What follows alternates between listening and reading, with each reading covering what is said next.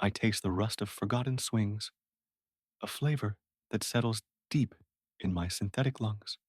It's a fine, metallic powder coating a world I no longer belong to. The ghost of laughter's on my tongue.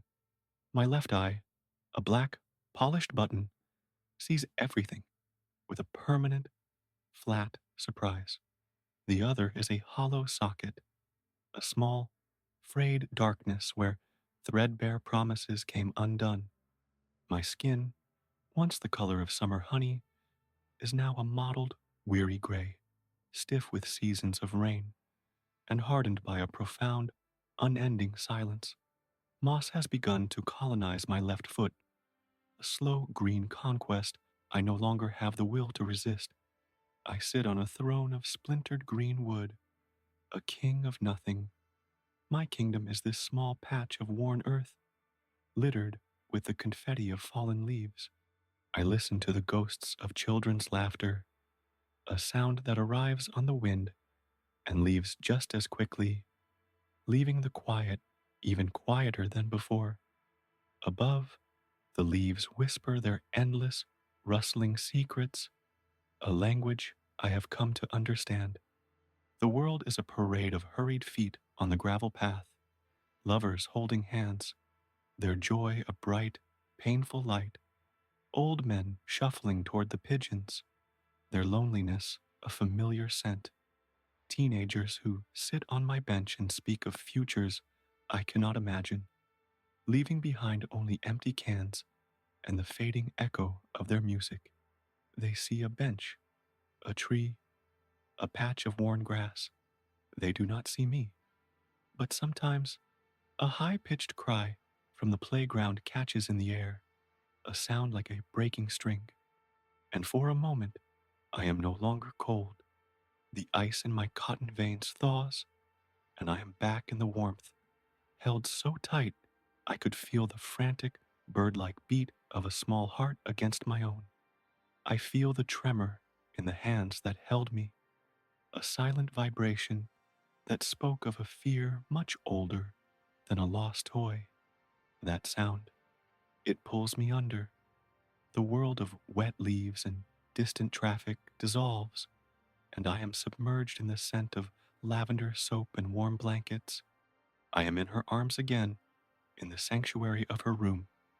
The wallpaper had small, dancing stars, and the moonlight would trace their patterns on the floor, a silver map to a peaceful country. My purpose was simple then, to be a vessel for secrets, a sponge for tears that fell in the quiet dark when the stars on the wall were the only light. My fur, thick and soft, knew the geography of her face better than any mirror. In that room, love was a fortress built against the night. We were its sole occupants, but the walls were thin, made of paper and fear. We would hear the heavy, unsteady footsteps in the hall, the sudden, sharp clink of a glass downstairs, the low growl of the television. Her grip would tighten around my middle, her breath catching in her throat as she'd pull me over her face like a shield. I was her anchor in a shifting, unpredictable sea, my button eye, the only periscope she had. I remember the whispers. They were not memories, but scars, fragments of sound that didn't belong to our world. A low, slurred voice, thick with something bitter, just a stupid toy. Get rid of it. A hushed, pleading one. Her mother's, please, not now. She can hear. She loves him.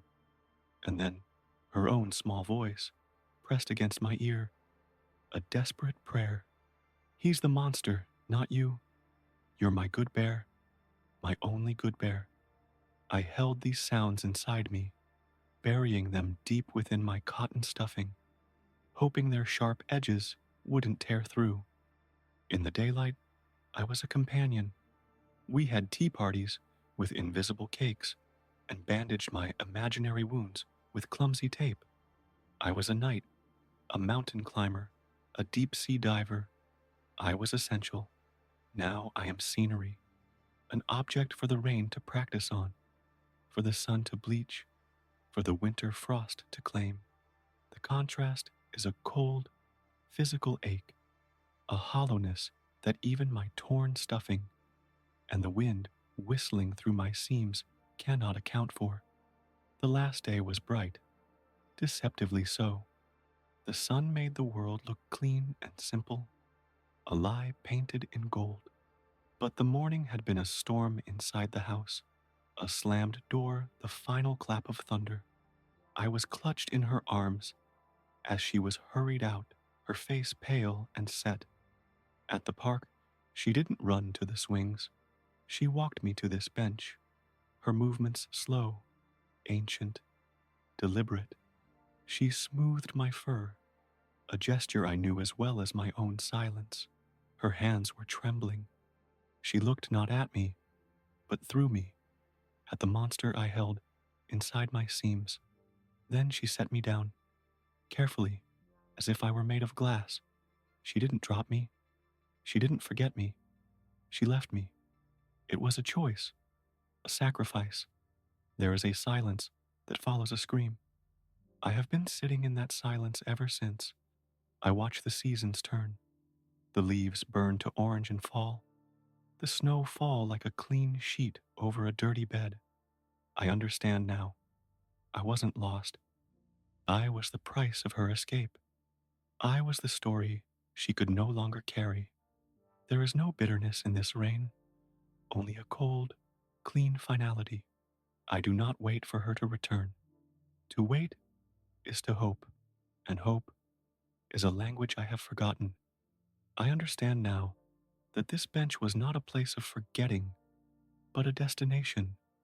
My purpose was not to be a companion for a lifetime, but a vessel for a secret too heavy for a child to carry.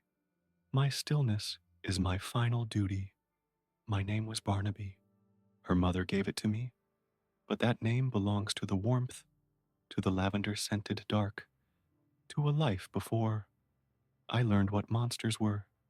Here, under the indifferent sky, I am what I have always been at my core, a teddy bear, a silent witness with one good button eye, holding a truth that never fades. Humans think they are the keepers of memory, but their memories change. They soften, they blur, they are rewritten to make survival possible. We, the forgotten things, we are the ones who hold the original text, unaltered. We are the archives of unspoken truths, the anchors for moments they set adrift. Humans measure their lives in years and accomplishments. I measure mine in the weight of the secret I keep. I am the proof she was strong enough to leave something behind.